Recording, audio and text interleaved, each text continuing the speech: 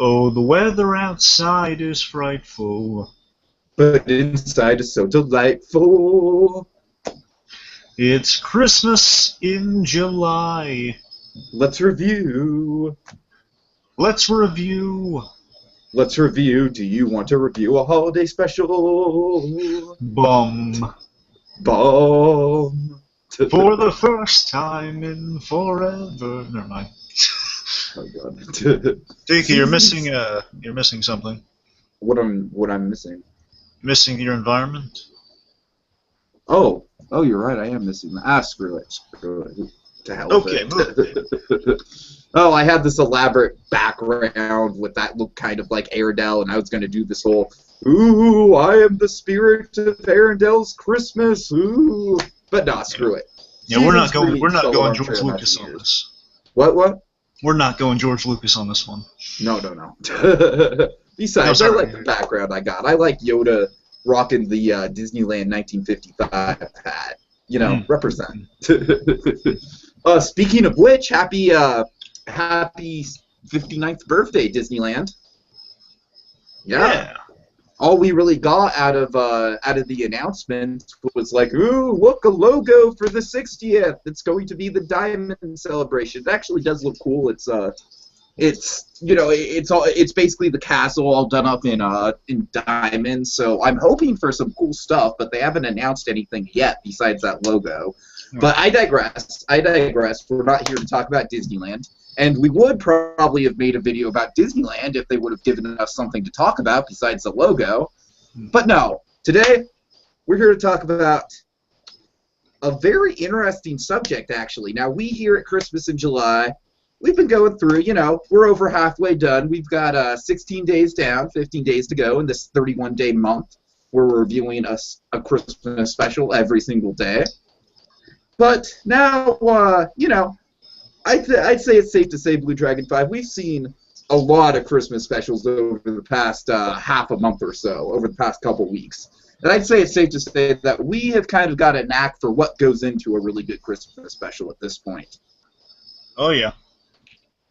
So we thought it'd be interesting, kind of a cool little experiment to put our Christmas traditions to the test, to put our formulas to the test, to see if we can come up with something truly original, which would be, what are we going to do tonight, BlueDragonFive? We're gonna throw out some pitches for an idea for a Frozen holiday special. Yes. Do you want to build a holiday special? Oh, yes. So Frozen, of course, everyone's familiar with Frozen. We've done, let's see, we talked about a Frozen sequel. That was a really good video. We got a lot of positive response out of that. We did a Frozen commentary. So let's dive right back into the world of Arendelle, because we feel like, there's a lot of potential here. I mean, obviously, Frozen is a big hit. Obviously, it's quite the moneymaker for Disney, and it's also got the added advantage of being specifically set during a winter-themed, at least having winter-themed characters and ice and whatnot at the core of this. It just makes sense. It just makes sense. There's, at some point, going to be a Frozen Christmas special. I don't know where, I don't know when, but wouldn't you say it's safe to say that at some point it's going to happen, BlueDragonFive? Well, one can always hope. I don't see why not. Is it all but inevitable?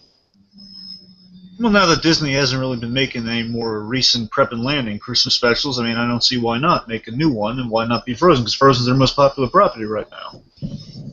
Right, and kind of beat DreamWorks to the punch, because I think with DreamWorks, they've really been pumping them out, and we'll talk about the last DreamWorks special that we have yet to get to in our pipeline, Shrek the Halls, right after this, but I don't know, I just think it's just the perfect, we do know that Disney's doing the Toy Story Christmas, right? Or Pixar? Yes, they're currently working on, last I heard. Okay, so, It should be coming out this year, unless anything's changed with all the, Pixar Canada fiasco. Right, oh god. So that kind of shows you that Disney is willing to kind of dip its toes into the Christmas well again. So, so fingers crossed. But we figure before Disney does whatever it's going to do with Frozen, that me and Blue Dragon 5 would kind of take the reins and come up with a few ideas of our own. We're kind of familiar with this universe. We've done a lot of speculation onto what a Frozen sequel would be like, kind of exploring the world a lot. So me and Blue Dragon 5, we both have interesting ideas. I think we kind of both went in different directions for our ideas, so it should be interesting, Blue Dragon 5. So do you want to go first? Well, I thought we were gonna flip for it. Well, yeah, but I can't find my coin anywhere right now, so. Yeesh. Okay, I guess I'll, You know what? I have a quarter. You want to flip? Sure. All right. Call it. Tails. Tails? Yes. Heads. Nope. Okay. All right, so what we're going to do, actually, I should have gone over this with you off air, but I thought maybe since Christmas specials, they're usually divided up into the traditional 3-act structure. Act 1 kind of establishing the situation and the dilemma. Act 2 kind of working towards the goal, and then ending with the low of lows. And then Act 3 is the climax. So I thought Blue Dragon 5 we could kind of switch off. Like I'll say my Act 1, then you will, and then basically like we'll kind of switch off whenever there would be a commercial break. Okay, sounds good. We should probably have a little bit of preamble just to establish kind of, like for me, I'll just establish kind of the characters' main arcs in the thing, or at least kind of generally what the characters' are setup is for the holiday special beforehand. Okay, sounds good. And also just to kind of state now, just for everyone, so yeah, this is all just humble speculation. So I mean, if you get anywhere close to some of these suggestions, all more. I mean, they can probably come up with something more spectacular. I mean, like a Frozen holiday special alone at this point is humble speculation, let alone what they would possibly do with it. So I mean, for all we know, they can come up with something 100 times better than what we're coming up with. But we're pretty happy with what we got here. So again, humble speculation, not to step on critically. So we just figured since it's Christmas and all, and Frozen's popular, we'd give you guys an extra little gift and kind of come up with some Frozen magic of our own. So yeah, with that in mind, I guess you mentioned kind of just getting into the backbone of the characters for what they're going to be going through this holiday special. I guess I'll go through them kind of. So essentially, this special is going to be looking all about fleshing out all our characters and their backstories through flashbacks of a particular Christmas. And the particular Christmas that I want to flash back to, Blue Dragon 5, is the Christmas right before the parents died. As a matter of fact, I want to make it so that the parents died. The parents left during Christmas Eve. Huh. Yeah. It's interesting. Yeah. So by that logic, in terms of the film, that means Anna and Elsa were still separated at this point, and basically, Elsa was just kind of left with them saying, basically, Elsa, you'll be fine. We'll be back in like a few days. Then they exactly. And there's just to be clear on where we are. Yeah, so it's basically the timeline, where we're gonna kind of start the flashbacks where with the parents, and we'll see some stuff with the parents, but it's basically gonna be like, just a really tragic sort of Christmas story. And trust me, Blue Dragon 5, I've got something in particular that's going to make your... I think I'm going to get you with what I have planned. I don't know. It's pretty damn sad. I know one thing. If you're going to have the parents in there, I love the wonderful Maurice LaMarche, and the very little lines he had still really reached me in that movie. So I'm excited just the fact that you're giving the father a little more to do. Okay. So, and basically, it's going to be from 3 perspectives. It's going to be from Anna's perspective, Elsa's perspective, and Kristoff's perspective. Okay.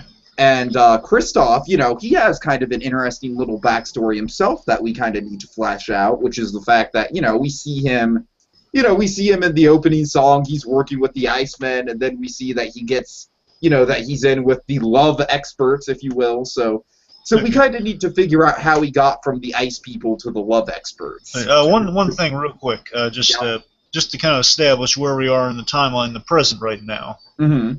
So, like, is this like one Christmas is like directly after the first movie, or it's like a year later on Christmas? I would say, yeah, this is about a year after the first movie, coming up towards Christmas. Okay, just checking. Okay. And there's also going to be kind of a big twist towards the end that's going to do some stuff. All right. But I'll get to that when I get to that. And when I say do some stuff, I mean, oh boy. Okay. It's a twist. Okay, but anyway, so we start the special, and I was kind of debating on whether or not to start the special with an Olaf song or a song from the Trolls, because I just really like the way that the Trolls harmonize in sort of that almost Lion King-esque way in the opening. Oh, yeah. You know what I mean? Yeah. So I think I'm going to start it with that. One second. When you say the Lion King-esque, do you mean literally the song that opened Frozen, the ice is harsh song? Well, I mean specifically like. Because that wasn't them. The very opening thing you hear, which is the hi-ya, the chanting. Yeah, that's not the Rock Trolls, though. It's either the choir. It's not? No, it's not the Trolls saying like the little that thing. Yeah, you're right, because the only time it comes back is for when Elsa was the winter at the end. Yeah, all right, well, screw it. I still want to start with that kind of music because that's fine. I just wanted to clear. Yeah. Okay. Sorry. For me, I would have opened with Olaf, but by all means, keep going. Okay. Well, fair enough. Well, I'm glad that you get the Olaf opening. But yeah, I think my opening is just a little more, just a little more somber, because it's just like, you hear that chant, and we kind of go all throughout Arendelle. We see the Trolls kind of we actually see them packing up, and we kind of get the sense that they're going somewhere. So that'll come into the story later. Well, so the Trolls are in Arendelle? Yeah, the Trolls are in Arendelle. Making sure. So Kristoff has basically moved them to Arendelle. Were the Trolls not in Arendelle? I mean, the Trolls are just where they are. I mean, they're on the outskirts of the. I guess they're on the outskirts of the kingdom, because remember they had that's what I'm saying. They're in their usual place. They're in the place that we saw them in Fixer Upper. Okay, that's fine. I just want to see if they've been integrated into the place a little more fully, but that's fine. Honestly, I hadn't thought about it either way, so I. Sorry, keep going. Yeah. Okay, so we see. We actually see that there's a big ship, and that people are kind of getting on the ship in Arendelle, or getting the ship ready. And then Elsa, she's looking at this ship, and she's very wary about it. And Anna comes up, and she's like, "Are you sure you want to do this? I know you're really wary about doing this, about going here, because this is the journey that killed our parents." Ooh, so nice. Essentially, what we're doing is we're setting up that the journey that killed the parents was a trip to another kingdom to be the ambassadors of Arendelle for a holiday gathering, which is like very nice. It gets better. It gets better. I'm sucked in. Let's keep going. Okay. So so it's just. Anna, she's a little more willing, because she's a free-spirited, adventurous type, of course. Olaf, he's excited. He just wants to go and explore new places and everything. But Elsa, she's very wary about it. And, of course, she has to show up because she's the queen. She's the ruler of Arendelle. So that's really where our dilemma comes in. Meanwhile, enter Kristoff. And Kristoff, he's also a little bummed out because, as we saw, the Trolls, they're going to take a holiday trip for the holidays, BlueDragonFive, and they are going to go to, for some reason I decided on South America. I don't know why. I just thought that would be funny. Because the Trolls, as Grandpapple says to Kristoff, well, we Trolls, we've been here hundreds of years. Even we need to take a vacation once in a while. I would have put him in Hawaii. Fine, Hawaii, Honolulu. I'm kidding. I'm kidding. Go with what you were going. South America's fine. Maybe we could get a Stitch cameo. Well, if they go to South America, we get an up crossover.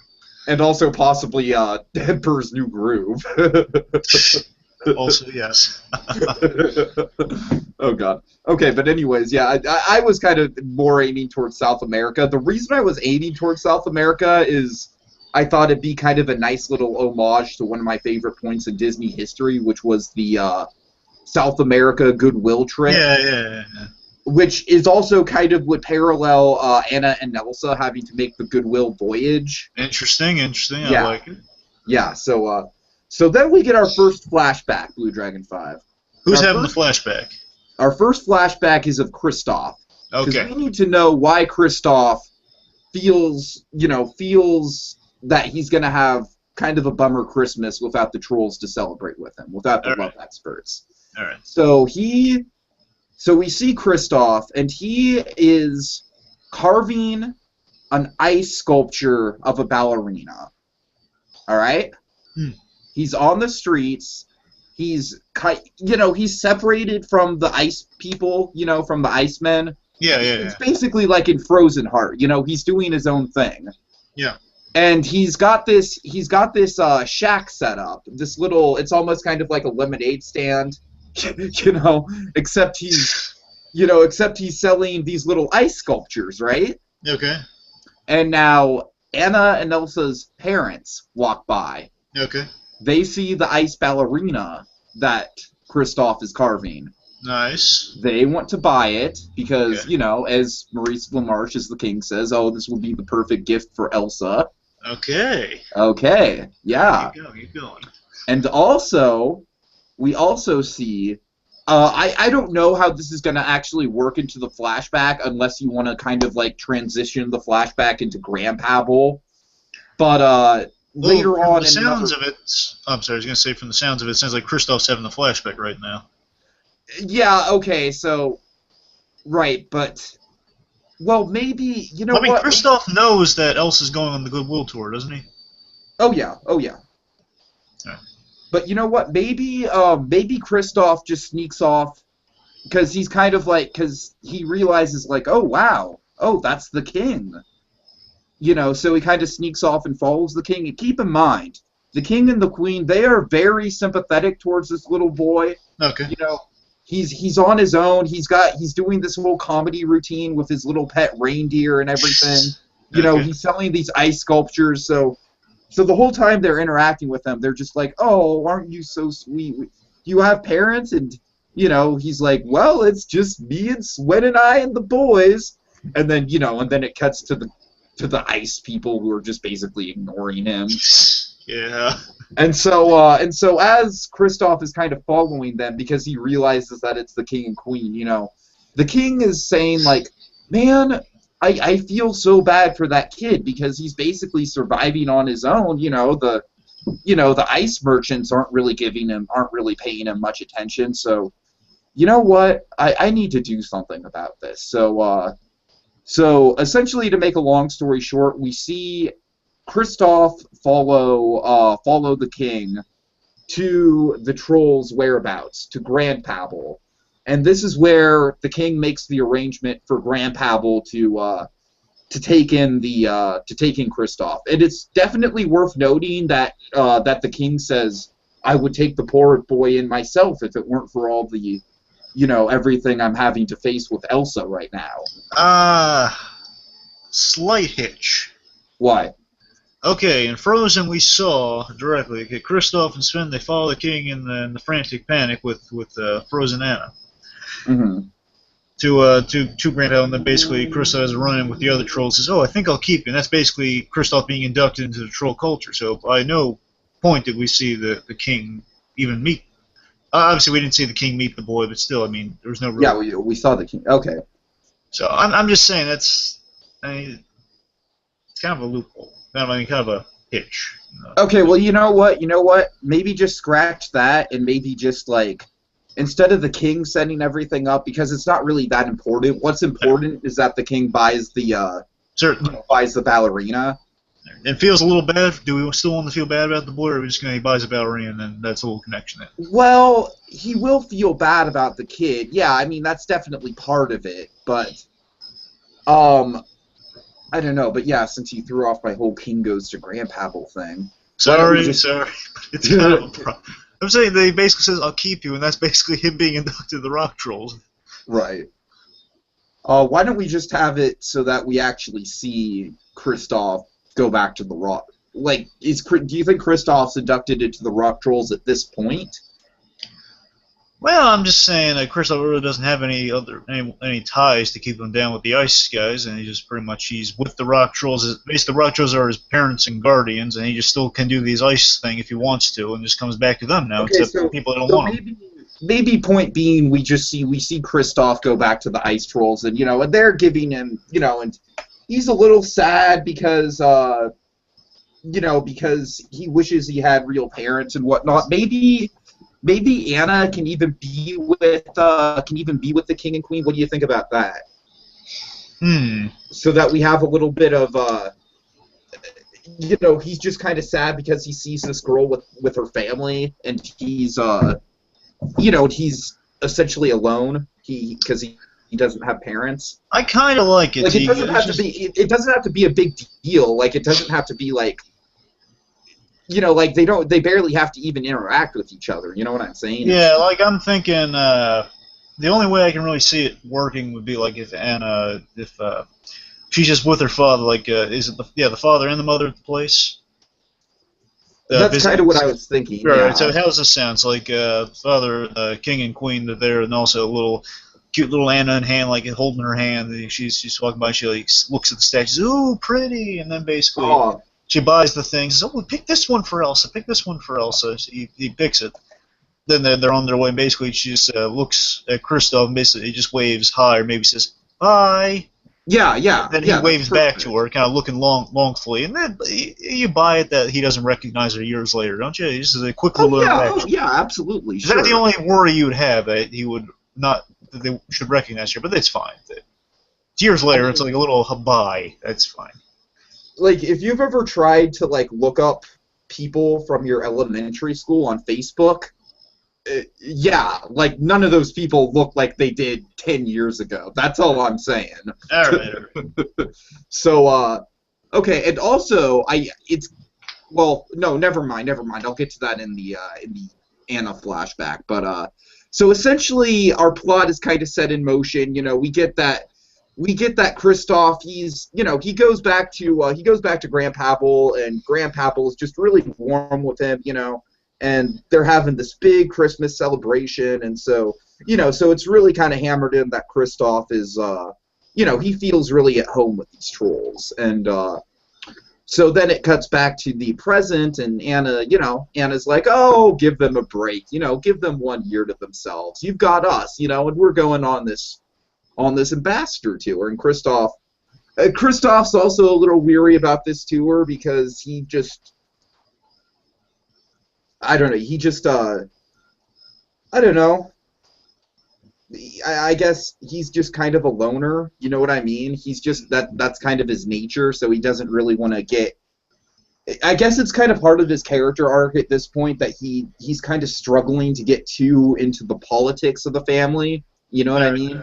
Just to be clear, so is Anna going with Elsa on the Goodwill tour, or is she still stuck? Yes. Okay, so Anna and Elsa are going together, yeah. Who's watching the kingdom?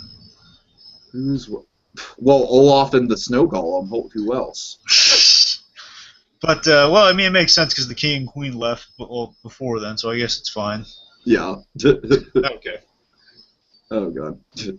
Okay, so that's basically the end of my Act 1. It's establishing where everyone is, Anna is essentially the only one who wants to get everyone in the Christmas spirit.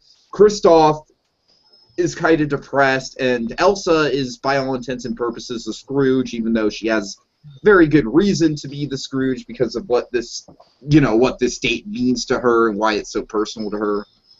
So now I'll pass it off to you, BlueDragonFive. Give us your kind of general setup. Well, let me first of all say I think yours is going to be much better than mine.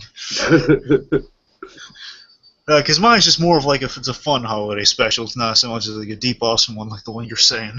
Okay. uh, anyway, so let's kind of go through the characters real quick and just what their shtick's going to be. I kind of went for kind of a cutting edge type of special, like something we've never seen before in terms of Christmas special. Ew, interesting. Well, I mean, I tried. I probably failed. Okay, yeah. Point is, like, let's see. So Anna's. I'm going to go through the 4 characters pretty much right here, real quick. Anna's psyched about the holidays. You know, now she's reconnected with her sister. She wants to do things. She wants to do the things they did as kids. You know, she wants to celebrate the fact they're reconnected, and she basically, it's like her main thing of this holiday is going to be kind of remembering the positive Christmas, the few positive Christmas. Remember, they were little girls way back in the day when they were together before the freezing incident, before they were distanced. So yeah, I mean, there might be a flashback or two where you see the parents, and they're mainly going to be in the background. But the point is, like, she's clinging on to these happy memories, which are far and few between. And basically, she's saying, "Oh well, now my sister's back, so everything's fine." This is set 6 to 5 months after Frozen. Okay. So, because it was in summer, so I'm assuming either June or July, so 5 to 6 months. Right. Anyway, so it's fresh. So basically, everyone's still kind of getting used to the way things are going now. So Anna's figuring, well, the holidays are coming near, and I got my sister back, I got everything back. I'm gonna replicate the awesome Christmases we had. She's only remembering the positive thing. It's very important. Only remembering the positive elements. Mm. She's clinging to a memory, and basically she wants to do the fun things like real childlike stuff. You know, she wants to drink hot cocoa, again chocolate. Drink hot cocoa with marshmallows, lights. Chocolate's important.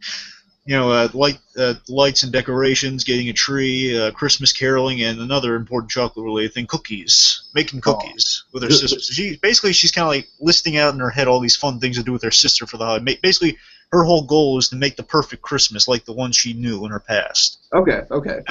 That's Anna's goal. Elsa's goal. So Elsa, now we see she's comfortable with her powers. You know, she's queen. Yeah, people like her, still getting used to things. So far things are going swimmingly. Yeah, it's been years since the good Christmases of her youth, along with her sister. So she's, with Anna bringing it up, that's going to be in the back of her mind too. Of course, Elsa has a lot of issues, being they were divided for so many years over the freezing incident and so forth, and the loss of the parents too. And essentially, Elsa's whole shtick in this is that she's kind of lost sight, and this is where I kind of deviated from the classic Christmas formula here, I think. Because I'm trying to push an edge or something. I'm trying to push a boundary here, I guess. Okay. So she lost sight of kind of the joy and meaning in the holiday. So basically, she has trouble getting into the spirit of Christmas, which will kind of lead to some anxiety and some fears. Because that makes sense. If someone who's been that emotionally damaged is going to have some trouble reintegrating into society for these public events. Oh, like yeah, Christmas. sure. So, I mean, like her main fear is kind of letting Anna down. Letting her expectations down. So again, Elsa kind of sees that the holidays are fun, but I just can't get into the spirit. It's not that I'm not trying.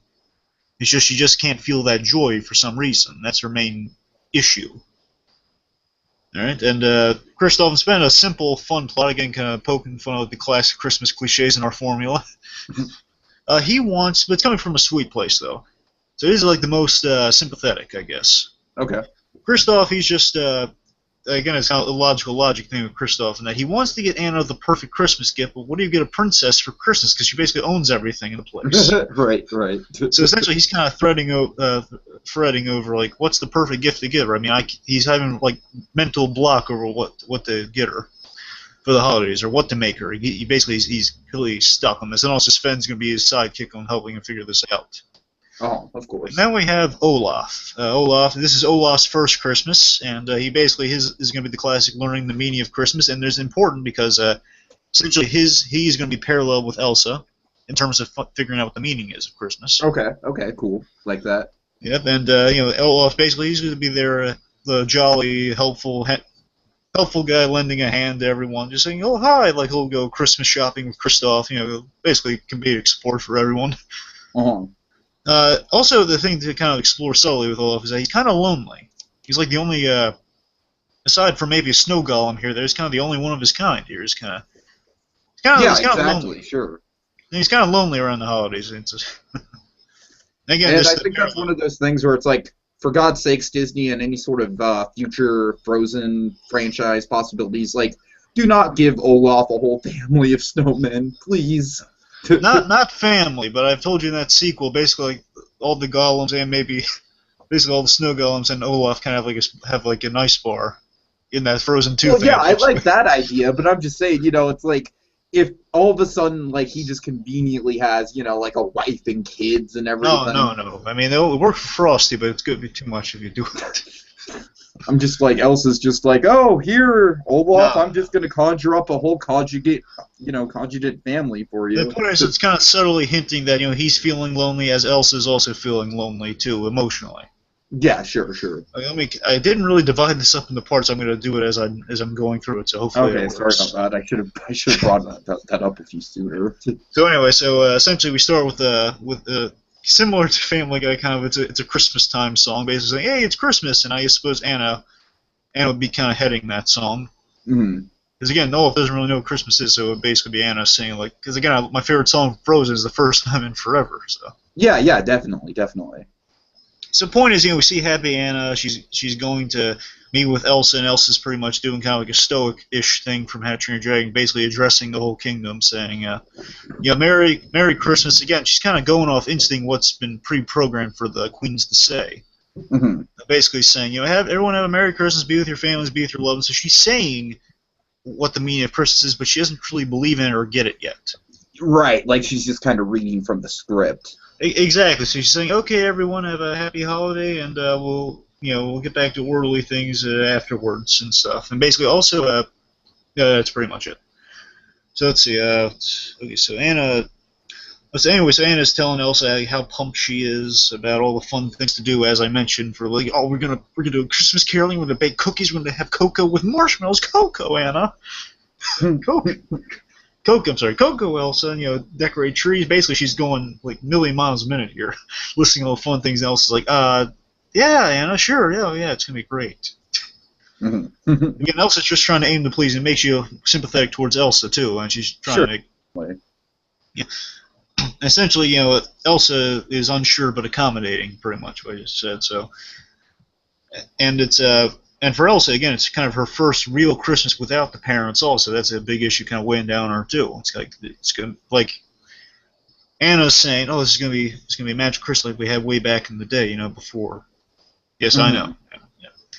Before that loss, before we were alone, before we were divided. So now everything's gonna be great. And again, Elsa's saying, "Oh yeah, it's gonna be great," with doubt behind that. So right.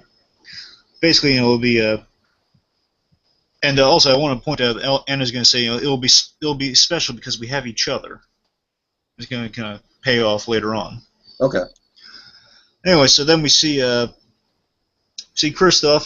He brings in some ice with some jokes by Anna saying, "Oh, business not doing so well, huh? Because it's winter." And it's basically because it's poking fun at the end of Frozen, where you literally have a queen who makes ice, and you still have an ice delivery man. Right. Yeah. So it's kind of like it's kind of a point, basically making jokes, saying, "Oh yeah, I'm working on this kind of, in retrospect, pointless job, and I'm having fun at it. Thanks again for that." So he's kind of poking fun at the fact that really you don't need me for this, but it's fun to be able to work with ice again. Mm-hmm.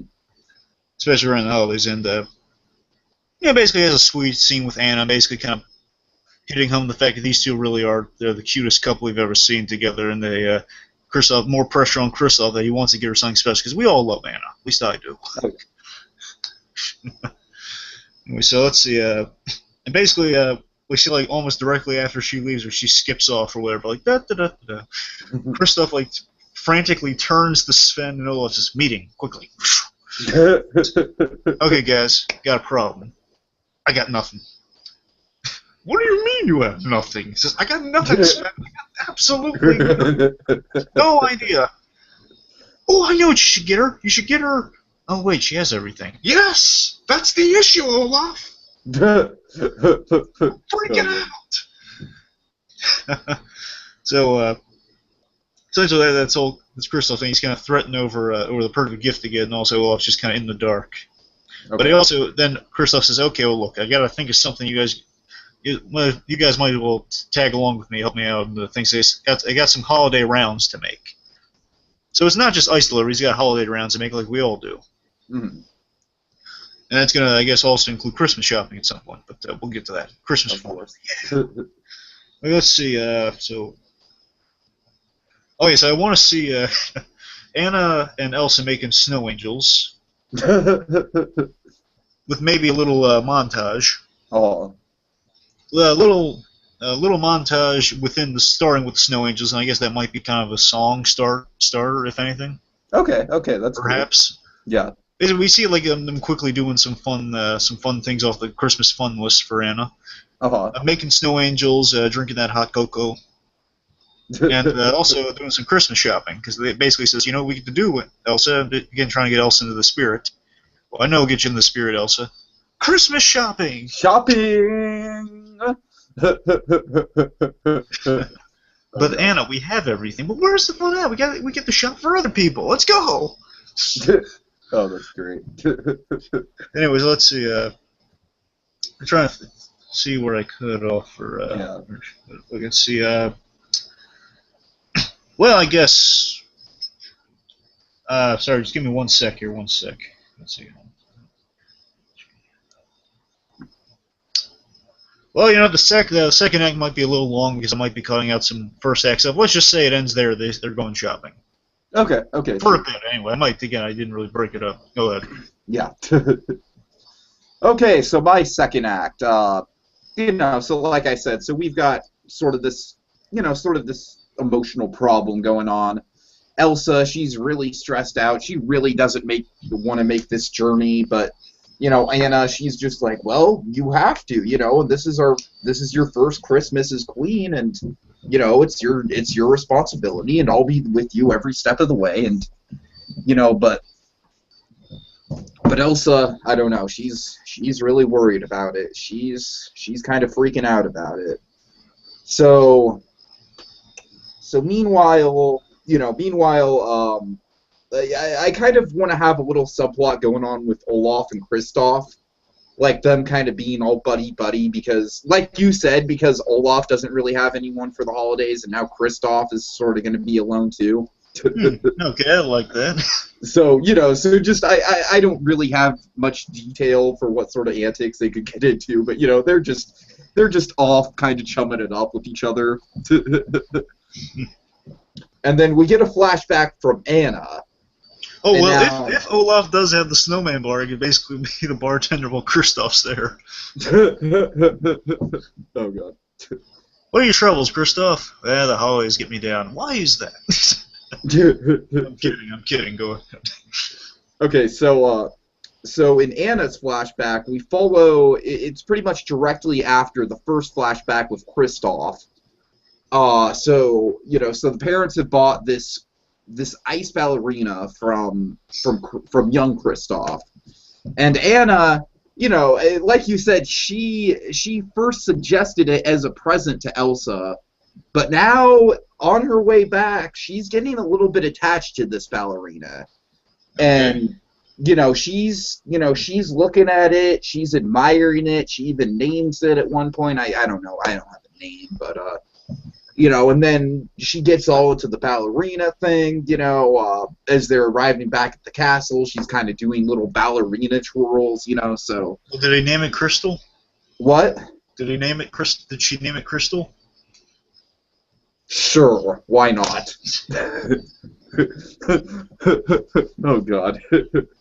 Okay, so, so point being, this gift that was initially supposed to be for Elsa, Anna has now gotten herself all wrapped up in, and the parents are looking at this. They're very worried, and so the king, he has to take her aside and say, well, Anna, we already did your Christmas shopping this year, and with Elsa, we only got her one thing, and we really wanted it to be special. We really wanted her to have this one thing that she can hold on to, that she can remember us with while we're off on this voyage that's inevitably going to kill us. All right, I get it. So, but to be clear, just something I want to make sure here. So this is basically kind of almost like a synchronized flashback. It's basically you see one side of it from Kristoff, and I see the other side of it from Anna, right?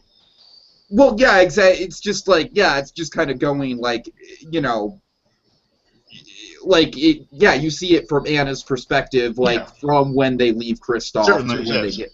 Yeah. Okay. Yeah, okay, just making sure. And so, you know, so Trying to take essentially, it Anna. Yeah. So essentially, Anna, you know, she reluctantly agrees to give Elsa the ballerina, and then we see a very, oh boy. Well, wait, actually, never mind. That's in the next flashback. So, okay, so that's basically all I've got for Act Two. You know, really the big emotional stuff is going to come during Elsa's flashback. So just, you know, so just bear in mind, Kristoff and Olaf are chumming it up, and it's decided, you know, actually let's have Act Two end when they actually do get on the boat and leave, Hmm. and Okay. you know, so that way, you know, Elsa, she's, you know, of course she's very nervous, but she's reluctantly getting on, kind of paralleling like Elsa's kind of reluctantly doing this for Anna, paralleling how Anna reluctantly gave up the ballerina for Elsa. How about that? Okay, wait, I'm sorry, just one sec here. So you're saying she's gone on the boat, so they're starting the voyage now. Right, right. Okay, now, but Anna's with her, right? Yeah, yeah. Well, how's she doing this for Anna?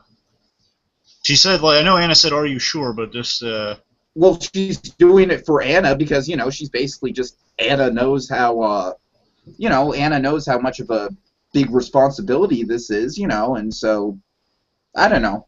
She's doing it to fulfill her duties and to not disappoint her sister at the same time, so. all right, okay. Okay, so that's all I got. You know, it's like that's kind of the big thing for the end of Act Two, and then so what do you got for Act Two? Well, again, I think I actually cut it off a little too early for Act 2, so I guess when I hit a point I actually think would be the cutoff, I'll let you know. But anyway, just continue on with the story in my case. So anyway, so the girls went shopping. As they went shopping, we see one of the things on Kristoff's rounds that he needs to earn some cash to make a gift or buy a gift. Mm. So he got he's got a gig as Santa Claus with Sven as a Santa Claus and a reindeer. And there would be a funny scene where Olaf's sitting on his lap asking for stuff. Says, Olaf, what are you asking? Well, Santa. Olaf wouldn't recognize that's Kristoff at first. Of course. Saying, well, Santa, I don't really know what Christmas is. Can you explain that to me? Just, Olaf, oh, you knew my name. How did you know my name? Olaf, it's me. You who? No, it's me, Kristoff. Kristoff, you're Santa Claus? Why didn't you ever tell me this? kind of like a funny ongoing thing. Also, maybe insert a bit of an emotional beat saying, can you give me some more snowmen pals to hang out with? He says, Olaf, it's me. Maybe fuse a bit of that. I don't know. Mm. Point is, Olaf's a little funny scene with Olaf. Meanwhile, so again, this is probably all in Act 1, actually. So essentially, Kristoff has a run-in with Anna and Elsa because they're at the same mall, or the same shopping center, I guess. And basically, they're kind of they're laughing as they're seeing Kristoff all decked out in the Santa Claus suit. And basically, he comes up with a lie real quick, saying, "Oh yeah, I'm just doing this for the kids, really." Yeah, so basically, he kind of comes up with a lie real quick to kind of justify why he's there, saying, "Well, it's not that I need money to get you a gift." Obviously, that'd be the wrong thing to say in this situation. Mm-hmm. And a little kind of, well, again, kind of a holiday cliche scene, kind of poking fun at the cliche a little. Well, homage to it, not just an homage. Anyway, so after that little run, and we get another song, basically kind of like an Olaf Kristoff song about like what to buy, kind of going through all the items in the place to buy. Oh, she's got it. Oh, Oh, not special enough. No, too smelly, stuff like that. Like it'd be kind of like a sort of like fixer-upper type song. Yeah, right, right. Okay, I like that. Anyways, let's see. Then we get this is I guess kind of the maybe the most emotional thing I got in the thing. I don't know. I guess this is this might be the end of Act Two. Again, I didn't really separate the acts, so forgive me for that. Uh-huh. But the idea I had was it's kind of neat to have a Christmas time. One of the things I love about Christmas is it's like a time to make peace, or at least kind of draw feuds for a day. Leave feuds happen for a day. So essentially, Anna and Elsa they send their Christmas cards out, and so we see them mention that I can't believe you're sending a Christmas card to him. Like Elsa says, I can't believe you're sending a Christmas card to him. Says, well, it's the holidays.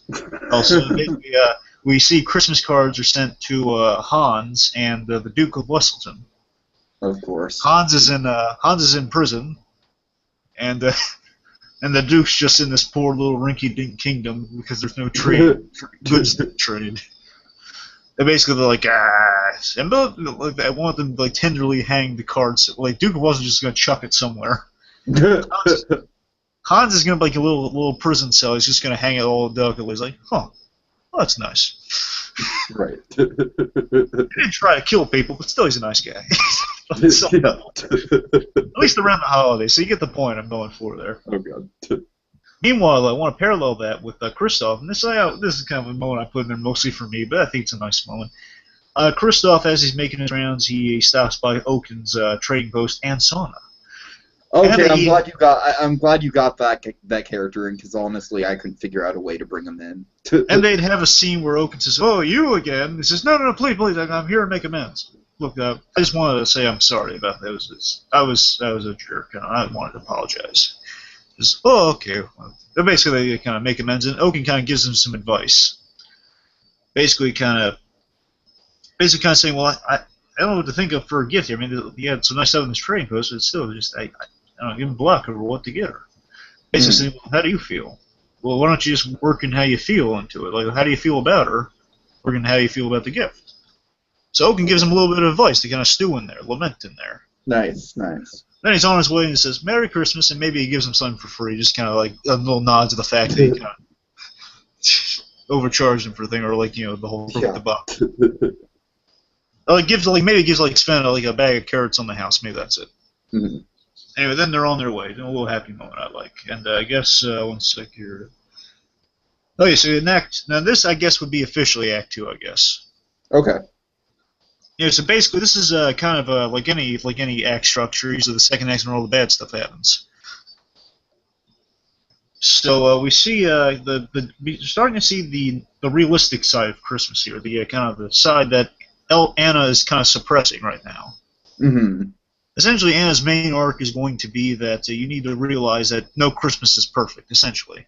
Sure, of course. Yeah, it's kind of a classic thing I know, so maybe it's not as cutting edge. I think kind of the approach is a little different than usual, I guess. The point is that, so we see Anna and Elsa, they're doing comedic Christmas things going wrong, such as hanging lights, where basically it's kind of my homage to the Christmas Vacation when Chevy Chase is hanging the lights on the house and like almost falling and killing himself.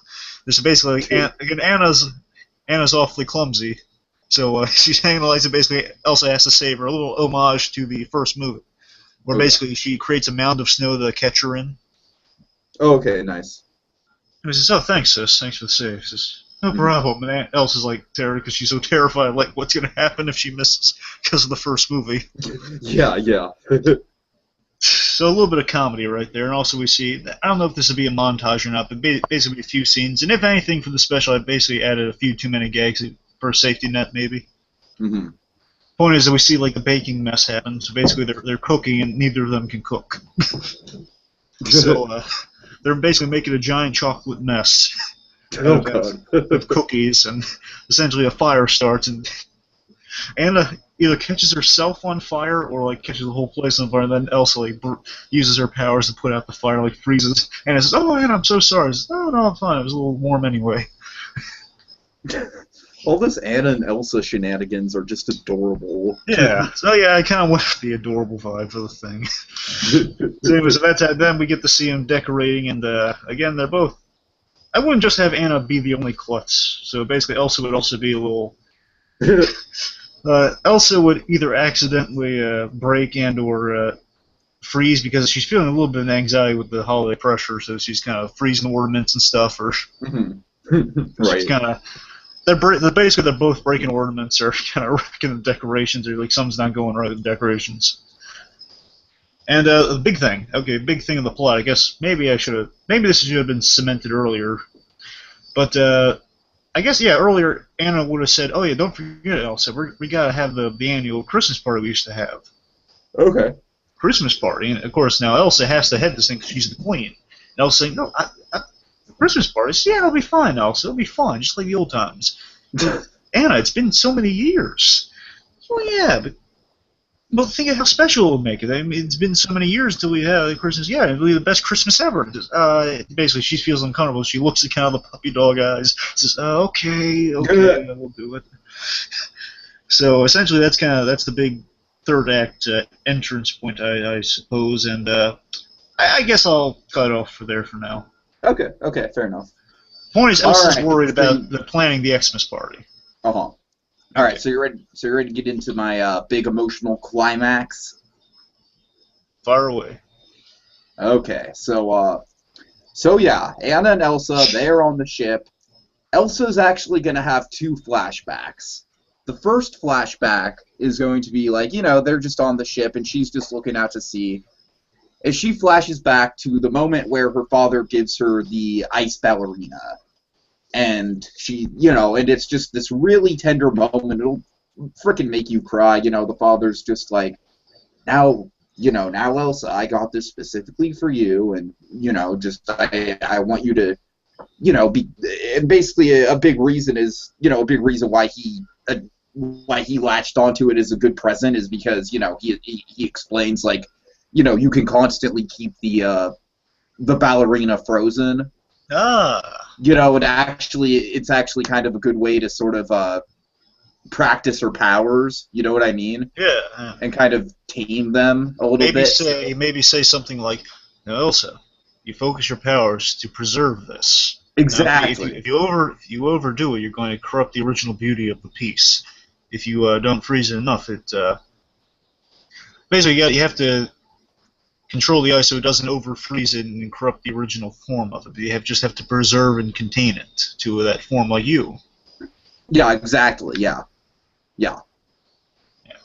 So, Elsa, she's very warm to this, and, she doesn't want the parents to leave, of course, as we see in the other flashback in Frozen, but, they have to, they'll be back soon, and yada, yada, yada. Of course, they'll not be, that they're not going to be back.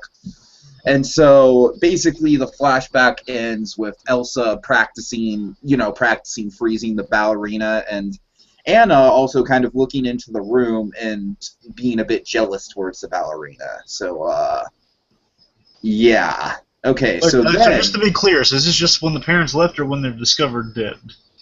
No, this is right when the parents left. I'm going to go ahead and keep the discovery of the parents' death out of the special and just assume it happens a couple days after Christmas.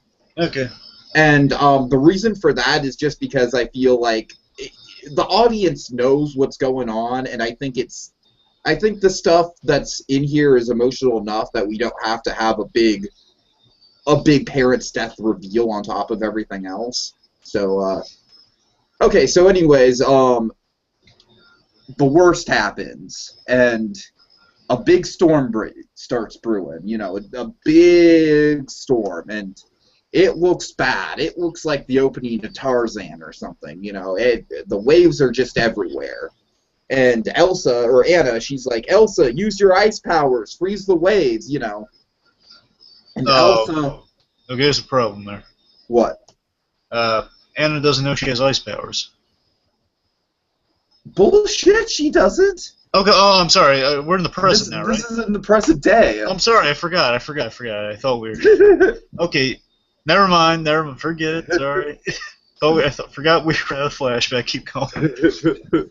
I'm like, what are you talking about? That's like the whole point of the first movie. I was still in the past. I'm sorry.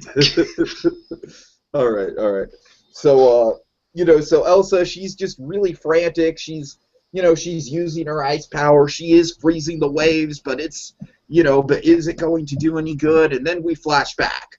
Okay. And it's Christmas Day.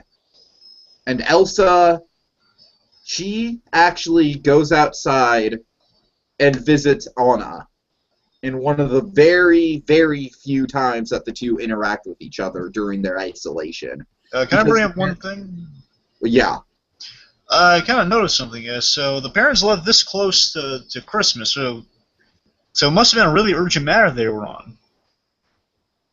Well, like I said, I'm kind of establishing it as an ambassador's trip. I mean, who would schedule an ambassador's trip that close to Christmas? Well, like, it's kind of a tradition between the two kingdoms. Okay, so I guess like a Christmas party ambassadors meet or something. Like, maybe, how about this? Like, maybe they switch off, and maybe it's not even a yearly thing. Maybe it's like every 5 years or so, and like one event will be held at Arendelle, and then they'll switch off and have it at the other kingdom. All right. How about that? So it's like it's just this big tradition. All right. And so anyways, so Elsa, she sees Anna, and Anna is, she's underneath the tree opening her presents. We just see she's got like all these dolls and dresses and everything kind of scattered about. All right. And Scrump. We should maybe be working a little Scrump Easter egg there. Yeah. And so Elsa, she shows Anna the ballerina, and Anna's like, yeah, I know, I picked it out for you, but then I grew attached to it. So Elsa, she lets Anna play with the ballerina, and long story short, BlueDragonFive, really, really sad scene. Anna ends up breaking the ballerina. The one big attachment that Elsa had to her parents. And Elsa freaks out. She basically freezes the whole room. Luckily, luckily she misses Anna, and then retreats back into, well, you know what? How about she doesn't use the freezing powers in front of Anna? Yeah, because that'd be a big problem. So how about she just retreats back into her room, and then we just see her ice powers just going crazy. All right. And then, and so essentially this is kind of explaining why the sisters were so isolated from each other after their parents' death. So what do you think about that? Well, let me think here. Well, one thing caught my ear for a moment. Playing with an ice sculpture. Yeah. Well, I mean, Elsa put a lot of value into this ice sculpture. I mean, the father always said like a thing to control and preserve. So, I mean, not really a toy, and I think she'd be a little more delicate with it. Well, then again, I'm kind of factoring also like the whole like. Essentially, Elsa at this moment is just trying to get close with Anna again. Yeah. She's kind of trying to rekindle the bond, and so and Elsa's just like, she just gives it to. I don't even think she says to play with it. She just gives it to Anna to hold, and then Anna kind of starts dancing with it, and that's when she drops it. Okay, this works a little okay. more. Okay. I mean, either way, it's like a little thing. She's trying to play peacemaker, and there's no responsible adults around, so. Exactly, yeah. Regardless, let me think. Okay, so. Breaks it. What could be cool is if so after it breaks, Anna's saying, I'm sorry, tears are welling in both their eyes, and basically Elsa runs out of there as fast as she can into the room. We just see blue lights flashing between the cracks of the door. Right, yeah, sure. And then basically she's knocking on the door. Elsa, let me come in there. She says, go away. I don't know. However, the one thing, that would be a good scene. There was one thing that was still kind of rubbed me the wrong way. So that's the big. Obviously, it can't be entirely the reason that they've stayed divided over all these years. Well, that's the I mean, that's kind of what to me, it was just sort of a big emotional kind of crux of the episode. I mean, I'm not saying it's like the one reason that they're divided, but yeah, certainly. I mean, I guess if you I'm saying it's kind of an extended part of their backstory. the way I'm looking at it, Tiki, I think it works this way, in my opinion. If that was basically another distance between them before they found out the really bad news. So maybe things were even a little more, like, more sad before the actual sad news came through. Yeah, and that's why I'm saying I'm having Elsa trying to play peacemaker in that one moment before everything kind of goes to hell. Right. So. Okay, so I guess keep going then. Keep going. That works. Okay, I like it. So wrapping up really quick, we see that the ship is kind of like in this really cool image. We see that the ship is frozen in the frozen waves, and so another ship comes up to greet them, and guess who's on the ship? BlueDragonFive. Hans? No, not Hans. Does the ship like come to meet him, or is it like coming from the place they're going to? It's coming from the place that they're going to. Oh well, if it's not rock trolls. No, it's not rock trolls. It's not rock trolls. It's not Hans. I don't know. Oh, Duke of Wesselton. I don't know who it is. It's Rapunzel and Flynn Rider. Seriously? I am dead serious. Okay, keep going. Those are the two kingdoms. Oh, hey, that's nice. And it makes sense because you see Rapunzel and Flynn Rider at the coronation. Yeah, I'm on board for this. I like it. Okay. That'd be a huge thing to get people into the special. Like, oh yeah, we're gonna be. Yeah, exactly. It's the big Frozen and Tangled crossover that people are already kind of talking about. You know, there's already it's like Aladdin meets to it. It's like Aladdin meets Hercules. Yeah, oh God. That was actually a thing too, by the way. No, I know. Where the Flintstones meets the Jetsons. Oh God. So yeah. Essentially,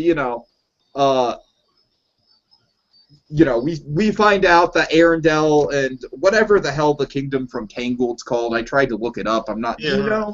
I don't think they give it a name.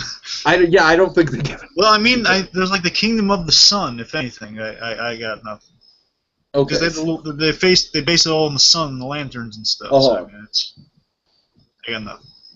So we get a good, a nice emotional moment with Anna and Elsa kind of rekindling their feelings. Like Elsa kind of quote unquote letting go of the past. Ooh. And so all is well and good. Rapunzel and Flynn. Of course, Rapunzel still has her short hair. And so Rapunzel and Flynn Rider. And Max, the horse. Oh yes. Who's on the ship? Oh yeah. And Pastel, or whatever the gecko's name. Yeah. Name was. Chameleon. Get it right. Chameleon. No, I said chameleon. No, you said a gecko. Oh, then I corrected myself. Chameleon. Oh, I'm sorry. Okay, so anyways, the last scene we see is, just a big old party in the Tangled Kingdom. Just essentially the whole lantern bit, but done up for Christmas. Nice. So just like lanterns. All these Christmas lanterns going up into the air. So all these Christmas lights.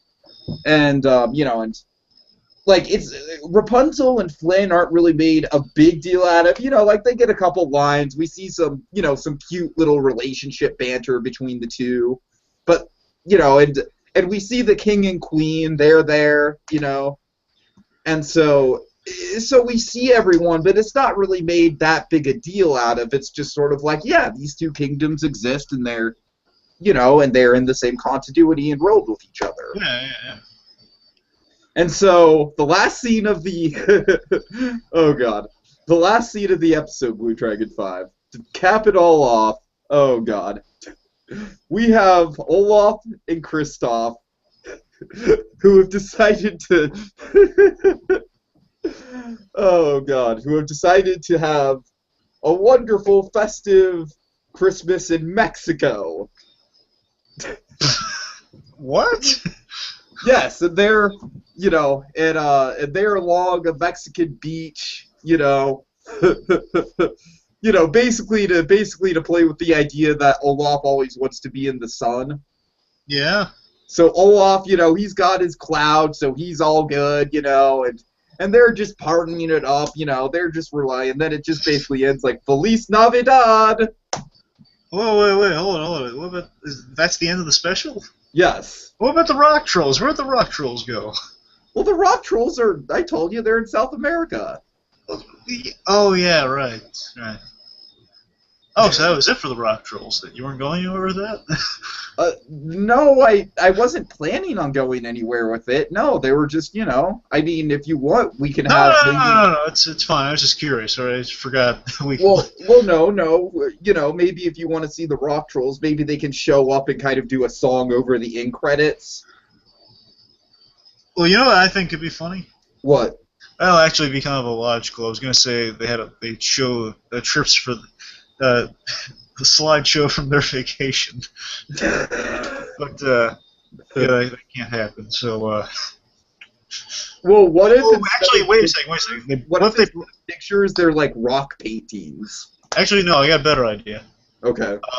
Like during the credits, like they wouldn't have to animate it if they didn't want to. They could have just drawn images on the credits of them basically bringing back souvenirs to the gang.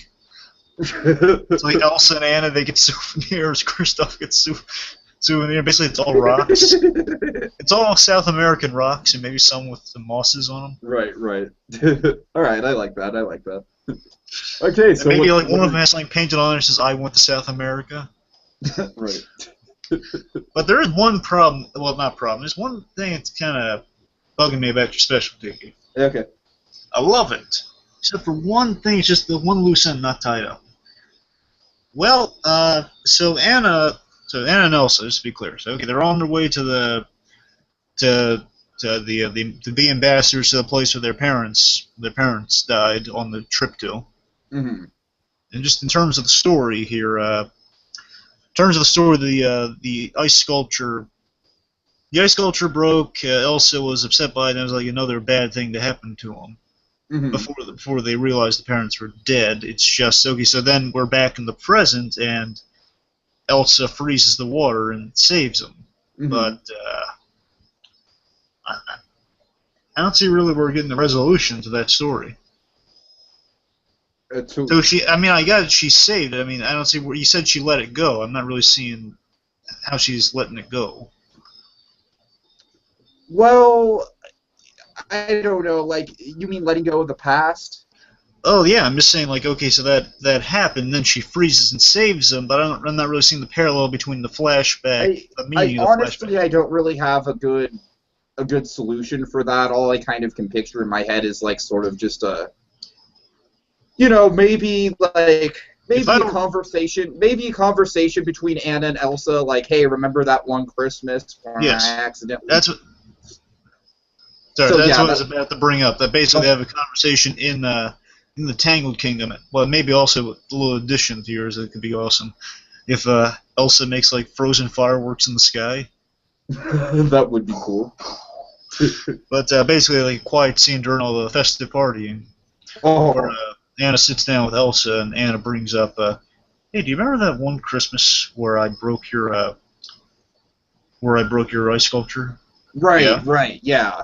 I remember that Christmas. It was like it was our last Christmas together, pretty much, and it just bothered me that we never really got to hug it out over there. Basically, you never really heard me say I'm sorry for that. So I just wanted to take this holiday, my first holiday with my sister. Well, at least. Holiday in a long time with my sister, I wanted to say, I'm sorry, and I love you, and Merry Christmas. Alright, I like that. Alright. Yeah, basically just like, Elsa doesn't even say a word, says it's all in the past. Mm-hmm. Or maybe if you want to do a play on word saying, I already let that go years ago. Something. Oh god. Yeah, maybe that could be your emotional heavy hitter tie-up for it. Okay. So yeah, that's basically my special. I kind of like it. I like the whole symbolism with the ballerina and everything, and so let's see where yours goes. Alright, I think yours is going to be better than mine, though. It was cool. Ice pun. Anyway, let's see, continuing forward, let's see where I left off here. Again, didn't divide up properly, so forgive me, but let's see, here, where are we? We start off third act, I guess, quote-unquote third act, with Kristoff and Sven. They visit the love experts, because what do we do around the holidays? We visit family. So Kristoff, he's visiting the love experts, the rock trolls. And I'm not saying there'd be a song or anything, because we already got that with the rock trolls, and we've had a few songs. I want to overpopulate it with songs. I don't want to fall in the Princess and the Frog syndrome. Right. But essentially, I guess the rock trolls would kind of, like Grandpavel, essentially would say, kind of point out to him, well, but you know how this girl makes you feel, and how you feel about her, and how you want to work that into something. You just gotta. It's something only you can make, Kristoff. Only you can make something about you. And basically, he's kind of spelling out the obvious. That, okay, you gotta make something that's from the heart that kind of encapsulates how you feel about this girl. It's only just you feel it. So how can you get a feeling into a piece? It's only going to come from you. Putting any ideas of buying something off the table, saying you got to make this, you got to put your heart into it. I don't know what you're going to do, but you're going to do it. I know you can, Kristoff. Okay, cool. Essentially. So then that's the big advice that's going to get him solving his third act dilemma later on. Meanwhile, Olaf, he's in Arendelle currently. He didn't go with them to visit the. Again, he was just there at the mall. He didn't go with them or anything after that.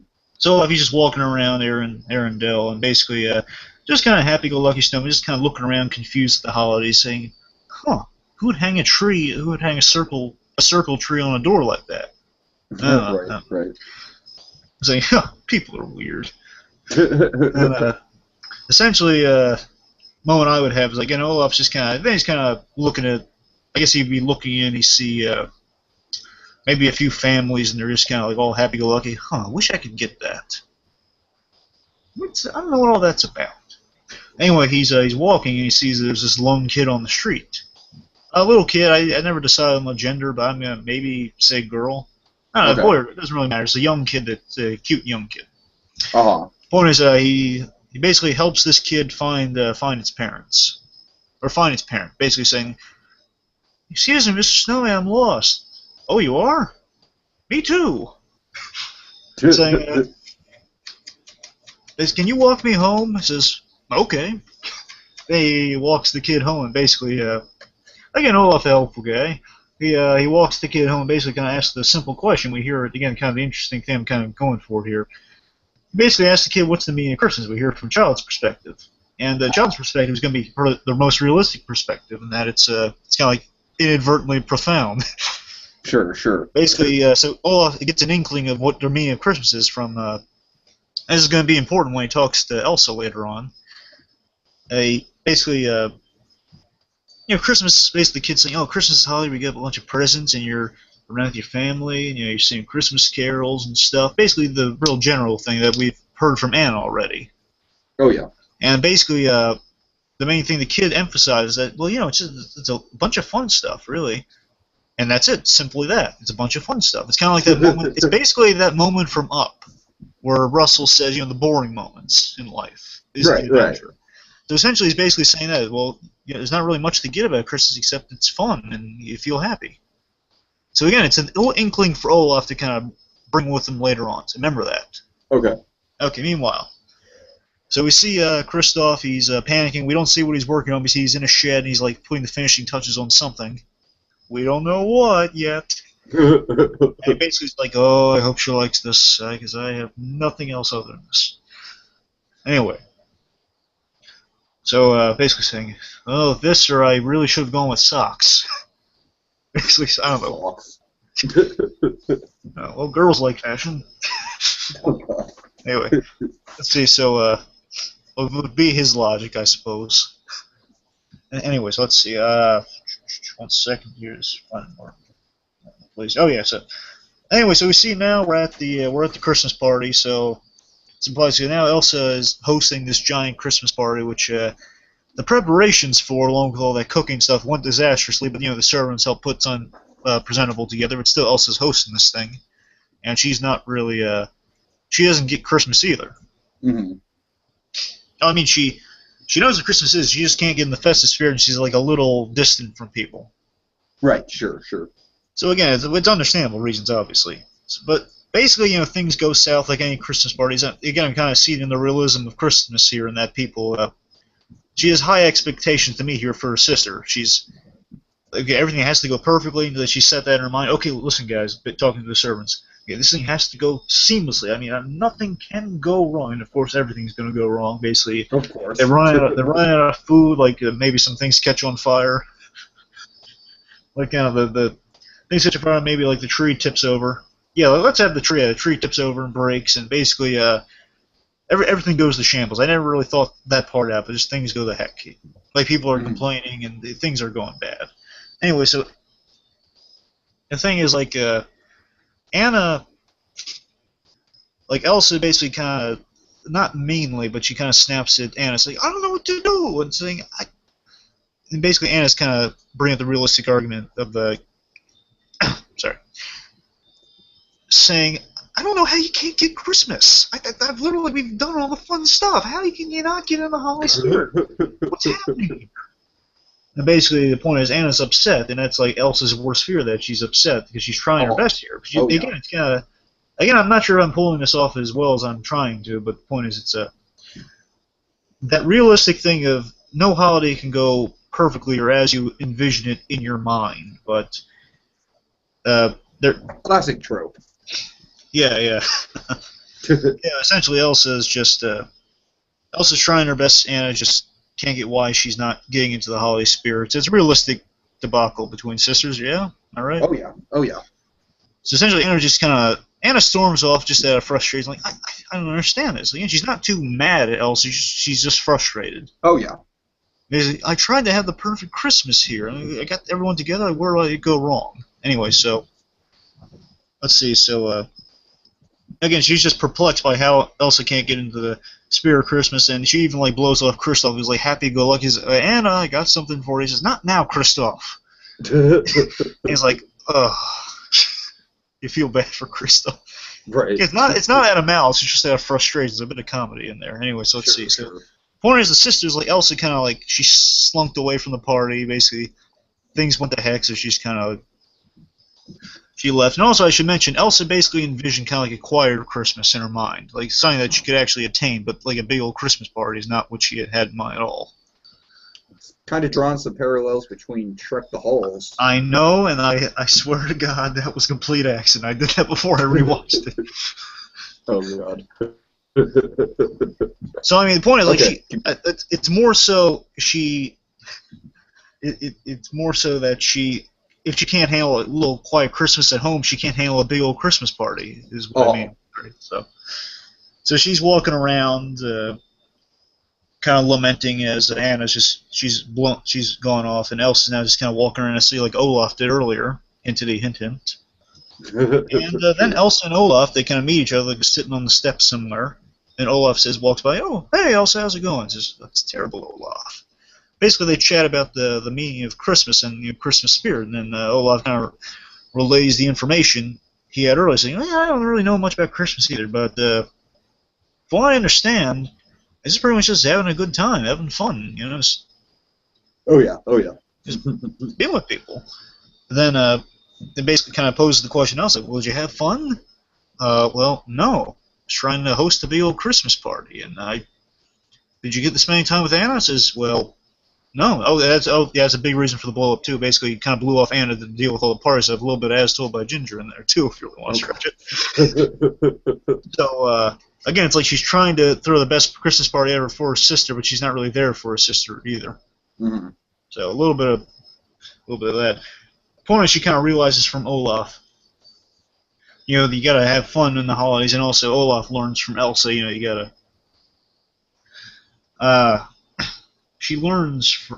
Olaf learns from her all the stress and the stuff that goes in the holidays, but it's worth it in the end result, essentially. Yeah, sure. It basically says, what I'm striving for. Basically, Olaf says, "Well, why are you putting yourself through all this?" He says, "I want to make Anna happy." "Well, why? I mean, why more than usual?" He says, "Well, it's just the Christmases before. I mean, it's just it hasn't gone well in the past." And essentially, the main points here is basically Sorry, I'm just kind of reading something real quick here. So, traditions. So basically, thing I'm trying to hit on here is that Elsa's trying to follow tradition and stuff, and follow the Christmas traditions as all the stuff that Anna made her do for the holiday fun. She just couldn't get in the spirit for it. She's just following. Basically, she's following these traditions with no life for it. Basically, she just can't get into the spirit. She's doing these things because Anna wants to, but she's not seeing the fun in it because it's like stuff she has to do. Essentially, it's stuff she has to do and not stuff she wants to do with her sister, or at least like stuff it's missing that spark from her personally. She's not getting fully invested in it, and basically, it seems like strange stuff to her after so long to get back into the Christmas holiday stuff. So it's another reason things have been difficult for her to get into the spirit of things. All right, cool. And she wants to give Anna the Christmas she dreams of. Again, it's basically then the realization here in the scene. Basically, it's all about the fun and being with the sister, and that's what she lost sight of during all the traditions. Anyway, so then meanwhile, I'm really close to the end here. So anyway, so Anna and Kristoff they chat and basically say what went wrong, and basically saying oh, my sister, she just doesn't get Christmas. Well, it's been a long time. It's been a long time. It's probably a little unusual for her. Pointing out the obvious, and then Anna says, you're right, and it probably didn't really ask Anna to pick up any activities because she wouldn't get into the spirit. But you gotta let her ease into it. Essentially, it kind of punctuates with getting Anna's spirit back up because again, she's the big old pile of Christmas spirit walking around. With basically, she's so happy and excited about the holidays, we kind of losing sight of what's actually going on around her. And she gets the gift from Kristoff, and her gift is what I've kind of nicknamed a permasculpture mold. Oh my! Now, what this is it's a figure. It's a figure of I'm going to say it's a figure of Anna. Actually, it's a figure of Anna and Elsa that is sculpted out of wood and metal. So basically, you put in the water and you freeze it, but also it's like you have certain. It has like certain glacier water in it, so it's always gonna be like nice and cool looking. It's always gonna be luminous with Christmas. Okay, that's cool. That's cool. And it'll always stay that way because it's frozen in there in a certain way. So it's a permafrost sculpture, basically saying it'll never change. It'll always be kind of like the perfect memory. And Anna's just beside herself, happy, and she hugs Kristoff. Basically, this is the best gift ever. Basically giving her the gift of memory, and basically the parallel I'm trying to draw here visually is that this thing doesn't look like much the mold on the exterior of it, but on the inside, and like through the little cracks of it, you see this wonderful memory. Right.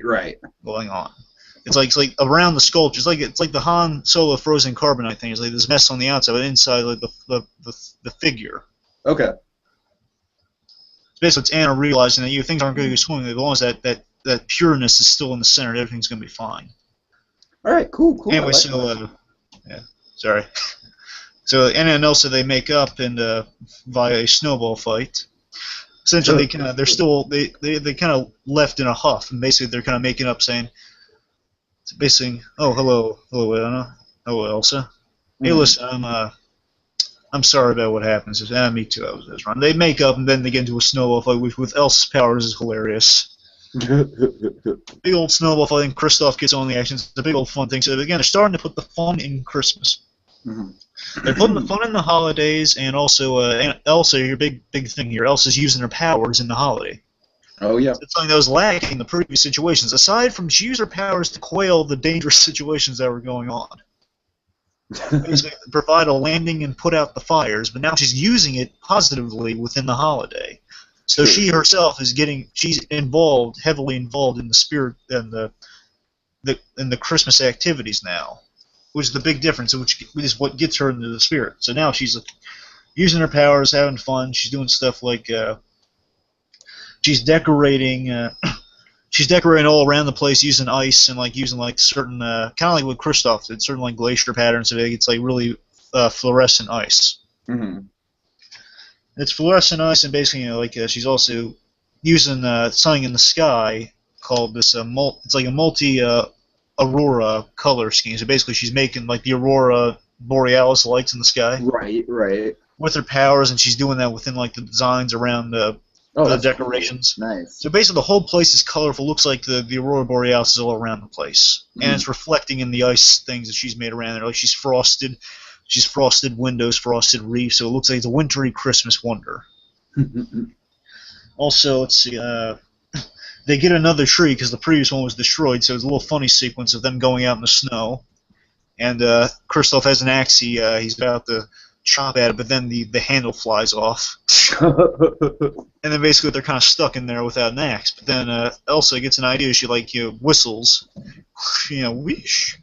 And then a big old snow golem appears and basically grabs it from the roots out of there and uses one of the ice uses like one of his claws, his ice spikes, to cut off the roots of the tree at the bottom.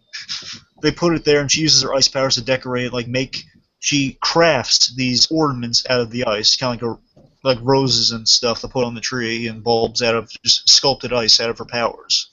Which looks really, really neat. And if something breaks, like one accidentally breaks in a little homage to the previous scene, basically she repairs it real quick. So, sorry if I'm belaboring the point here. I'm getting close. So anyway, so also they're ice skating all around the place, kind of homage to the ending of the first movie. Right. Sure. Yeah. We see them Christmas caroling. A little fun scene with their Christmas caroling, and then basically they got the party back together through the Christmas caroling, which got everyone's attention. Hey guys, come back! We fixed everything now. Yeah. The party goes off well. Yay! We see guests at the party are Olaf the Snowman, and basically the big appeal of the party is this. I've always had this in mind for this. Olaf now is in the Christmas spirit. He's got more of an inkling of what Christmas is about, the fun of it, and pleasing people. And you please people because you love them. Oh. So essentially, Olaf gets an army of snowmen and the snow golems, and basically what they do is they put on a performance of the Nutcracker Suite. And you hear like the Nutcracker Suite music playing as they're ice skating all around the inside of the giant hall. Dun, dun, dun, dun, dun, dun, dun, dun, dun, dun. So a little fun thing. Oh, that's awesome. Or like dun, dun, dun, dun, dun, dun, dun. Basically Olaf leading the place. It's real fun. Yep. Anyway, so the ending here is Kristoff and Anna. We see Kristoff and Anna under the mistletoe. A little cutesy holiday kiss. And also a little bit where Elsa's under the mistletoe, and then Olaf's there, and a little like a peck on the snow cheek, if you will. And basically saying, "Thank you, Olaf. Thank you for helping me get into the Christmas spirit, Olaf. No problem." Yeah. Merry Christmas, everyone! Yay! And then we have like an epilogue song, and basically everyone kind of in Muppet style, if you will. They're all singing like a part of like how Christmas is a stressful time of year, but it's worth it in the end when you have the right people to share it with. And they're all around and here's the last visual nod of the last bit of the thing. They're all now everyone's left from the party, and basically it's a quieter Christmas, and now basically our main characters, they're all huddled around the fireplace with in the background we see the painting of the parents. Okay, nice. So it's like they didn't hammer in the parents. Like there was a brief flashback early on. Basically, you saw them experiencing Christmas as little kids, eating chocolate. Of course, eating chocolate. And also, they probably would have like a little chocolate gag at the party at the end. So maybe there was like, "Oh, chocolate! Ooh, chocolate!" So something like that. And yeah. Like maybe Anna got Elsa like some special bit of chocolate, saying, "Oh, chocolate! I love that." Anyway, so essentially the ending is kind of harkening back to where we opened the thing, where we saw them all together for Christmas, and they're together for Christmas in a manner similar to when they were kids. So at the end of that flashback, early on, they'd be huddled by the fireplace, and now they're huddled by the fireplace in the end with everyone. Okay, nice. I like it. There you go. All right. Not as good as yours, but fun nonetheless. Well, I mean, to be fair, I think you went for more kind of the gag-centric. I went for the more emotional, and I think both work. So, I think it's kind of cool that we both kind of got both sides of the Christmas special. So yeah, there you go, folks. As we said, this is just kind of our humble, if Disney was just absolutely stupid and just asked us, like, hey, why don't you direct the new Frozen holiday special? If Disney just lost their minds and went to us for that, this is what we would do. So. Maybe for DreamWorks, but not for Disney. Not for us. Okay, so we hope you've enjoyed this humble speculation of ours. I certainly enjoy coming up with it. And, you know, I think we put the formulas that were learned about in Christmas in July to good use, because as we've established, Christmas in July is all about taking the formulas and the good feelings and the warmness and the, you know, the Scrooginess and mixing it all together. And I believe through the process there's going to be a scientific process, a scientific formula, if you will, that's going to give us the perfect Christmas special. And god darn it, I want to find it. And chemistry is change. No, I'm just kidding. But how are we going to do that, Diggy? We're going to do that, like always, by putting the mistletoe underneath the microscope. Next time on Christmas in July. La la la la la la.